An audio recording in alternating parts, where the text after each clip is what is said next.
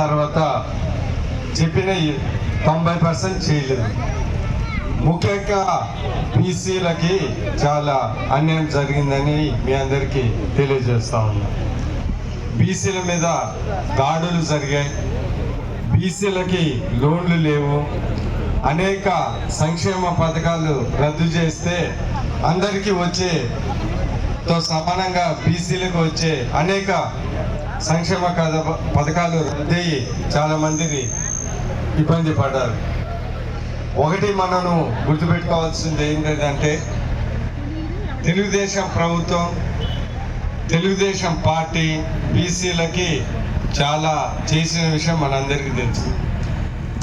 Telugu Desam party స్థాపించినప్పుడు అంటే 83లో బీసీలకి బాగా ప్రాధాన్యత ఇచ్చి చిన్న చిన్న స్టూడెంట్స్ని, టీచర్లని, పెద్ద పెద్ద నాయకులు, ఎమ్మెల్యేలు, మంత్రి చేసిన పార్టీ తెలుగుదేశం పార్టీ.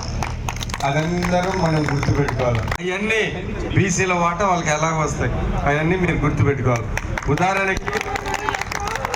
ఉదాహరణకి మీ అందరూ గుర్తుపెట్టుకోండి, 50 సంవత్సరాలకి 4,000 రూపాయల పెన్షన్ అని బీసీ డిక్లరేషన్ ప్రతి బీసీలకి ఇస్తారని మనం మేనిఫెస్టోలో. అది కాకుండా మీరు మీటింగ్లలో ఇన్నుంటే చంద్రబాబు నాయుడు గారు ఇంకోటి కూడా చెప్పారు. ఒకేసారి ఆయన ప్రమాణం స్వీకారం చేసిన తర్వాత 7,000 రూపాయలు పెన్షన్ ఇస్తారంటే 7,000 రూపాయలు ఏంటిదంటే 4,000 రూపాయలు ఒకటి, ఒక్కొక్క నెలకి 3,000 ఈ 3 నెలలు అంటే 4+3 7 ఒకేసారి ఇస్తానని చెప్పారు. సో బీసీలకు అది